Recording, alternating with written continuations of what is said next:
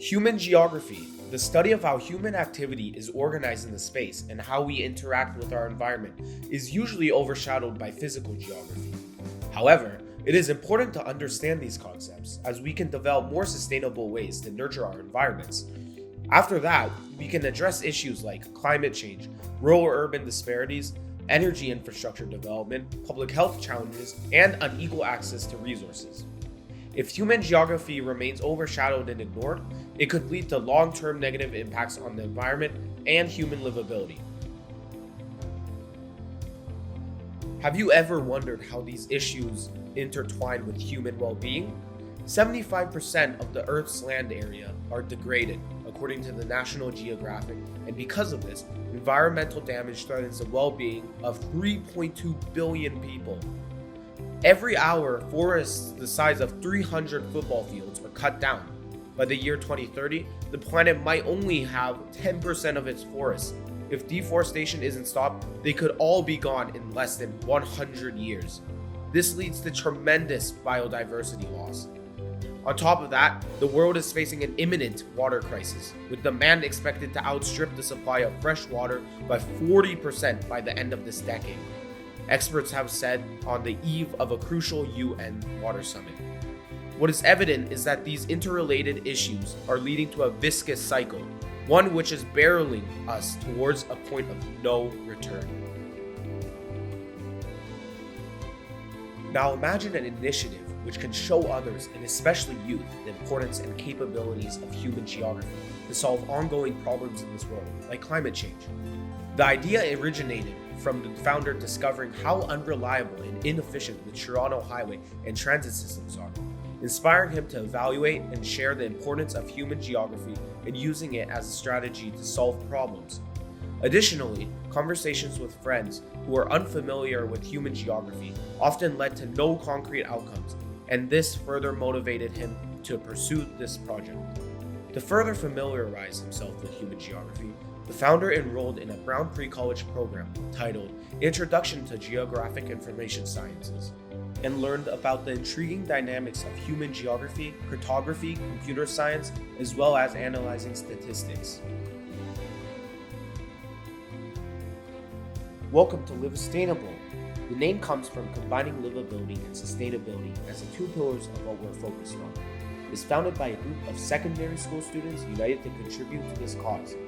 One of the priorities is to catalyze increased economic and financial commitment from a wide range of relevant stakeholders to drive change.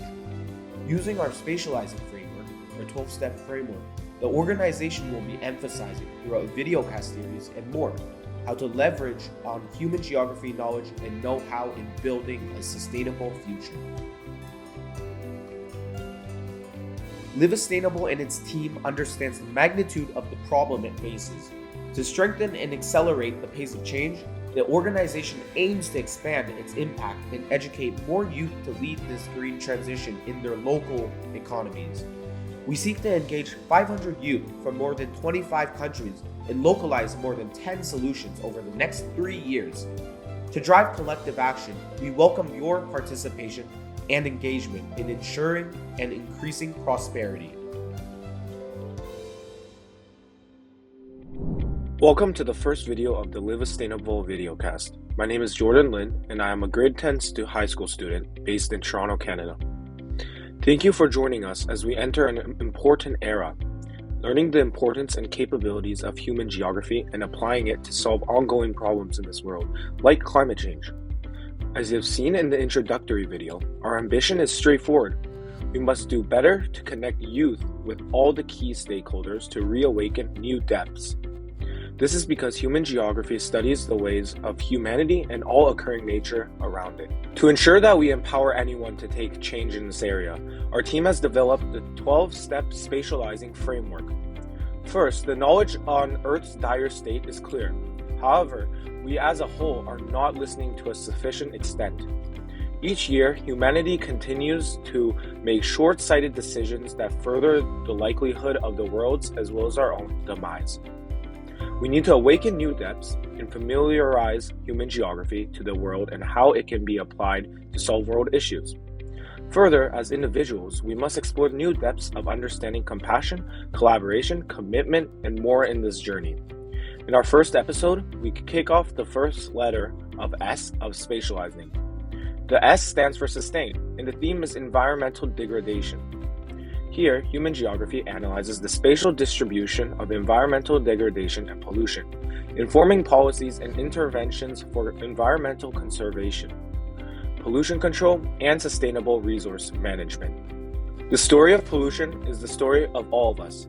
Plastic pollution is an inherent part of all of our daily lives, from the food packaging we buy to the computers we work with and the cars we drive.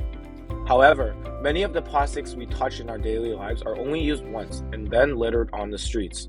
So much of this plastic is scattered across our globe, in our communities, sidewalks, and parks, affecting us in ways we don't notice.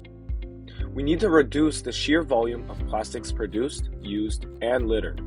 By 2050, it's projected that plastic will likely outweigh all fish in the sea, destroying ecosystems, and macroplastics continue to degrade into microplastics. Now, the million-dollar question is, how can we as youth create meaningful change to sustainability through the lens of human geography? Based on our research, here are a few ways the Livastainable team believes are key ways that human geography can solve sustainability problems. First, we must learn how to better map consumption patterns and waste. One of the most powerful ways human geography helps us tackle the plastic crisis is by mapping where plastic waste is the most prevalent. By studying geographic regions, we can identify high-density areas of consumption, such as urban centers or regions with limited waste management systems. This allows us to design targeted interventions, such as increased recycling programs, waste reduction campaigns, and the implementation of sustainable alternatives to plastic. Localized solutions can significantly reduce waste in the areas that need it the most. Lastly, we need to acknowledge supply chains and distribution networks. Another key element of human geography is the study of global supply chains and distribution networks. By understanding how products are produced, transported, and consumed, we can identify opportunities to reduce plastic at various stages of the supply chain. For example, corporate partnerships could encourage businesses to switch to sustainable packaging or reduce single-use plastics.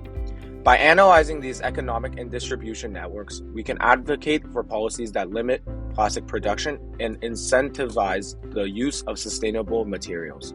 From this first episode, we want to make it clear that seeking the transformation of sustainability requires studies of human geography. This change needs the acknowledgement and contribution by a global multi-stakeholder community. In fact, the reason behind launching this project and this videocast series is to create a platform where anyone with the heart for change can join and realize this change. In our next episode, we'll cover the second letter P, which stands for progress. This is when we'll examine rural-urban disparities. Thank you for tuning in. In the meantime, please do visit our website by scanning the QR code on the screen. See you next time.